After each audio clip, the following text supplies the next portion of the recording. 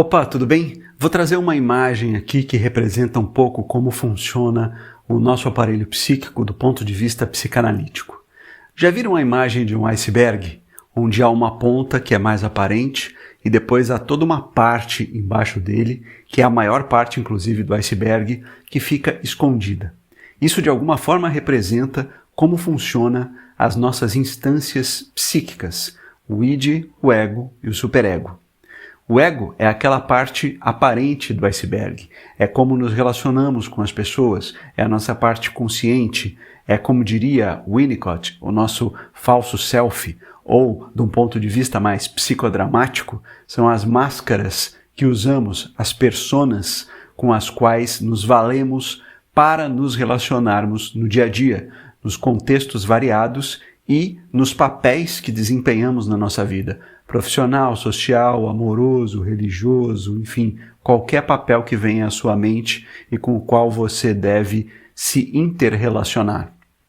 Mas há as outras instâncias, como por exemplo o pré-consciente, que algumas vertentes da psicologia também batizaram como subconsciente, que é onde ficam pensamentos um pouco mais remotos, situações que você faz de um ponto de vista mais automático, em que você não precisa mais pensar para fazer, ou situações que aconteceram de um tempo para trás, mas que se você pensar um pouquinho, você consegue resgatar. E tem uma instância mais profunda ainda, que é o inconsciente, onde ficam aquelas coisas mais recuadas, mais primitivas, que tanto podem estar associadas a traumas que você vivenciou e que são reprimidas, e mais do que reprimidas, são recalcadas, ou seja, é muito mais difícil de aceder a elas, porque estão encapsuladas, estão encouraçadas neste inconsciente,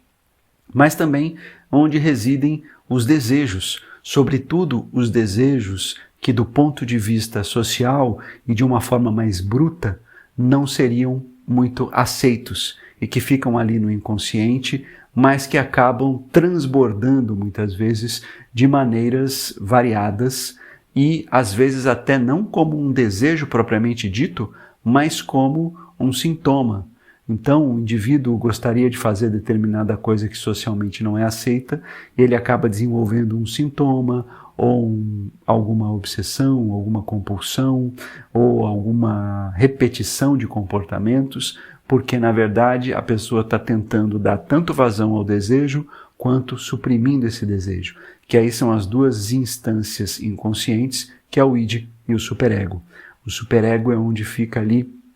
tudo aquilo que está associado ao bom e mal, ao certo ou errado, ao possível ou não possível, ao que deve ser feito e ao que não deve ser feito, é aquela introjeção da figura paterna, da figura materna, dos costumes, da ética da época, do meio em que a pessoa nasceu, e ela vai entendendo o que pode e o que não pode fazer. E o id é aquele que quer expressar o seu desejo, é aquele que guarda os segredos e que precisa vir à tona muitas vezes. E no meio dos dois tem o ego, que faz uma intermediação entre os desejos do id, entre os traumas que estão ali também recalcados e que precisam de alguma forma vir à tona para que possam, ao serem vistos, ao serem trazidos à luz, ganharem a dimensão que realmente deveriam ganhar no nosso ser, e o superego, que é aquele que diz isso não pode, isso é errado, isso é socialmente não aceito, você não pode fazer isso, se você fizer isso vai acontecer tal coisa, tudo num nível em que não se percebe, mas é um motor que vai funcionando automaticamente. Quando você entra num processo analítico, você vai decupando, por isso que é análise. Você vai colocando as coisas em partes e vai começando a acessar esses conteúdos do id, vai começando a acalmar o superego e transformá-lo de superego em consciência, aquele que avalia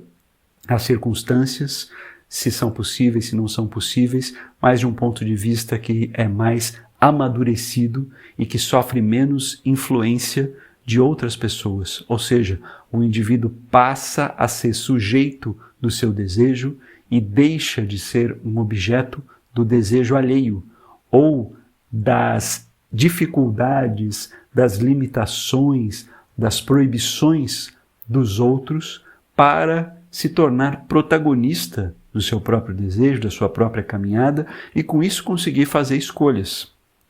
Então, veja como existe dentro de nós uma camada a qual não conseguimos muitas vezes perceber, mas que com certeza nos comanda, nos controla e faz com que vivamos às vezes a nossa vida e façamos coisas que não percebemos, que conscientemente, que o nosso ego muitas vezes não quer fazer,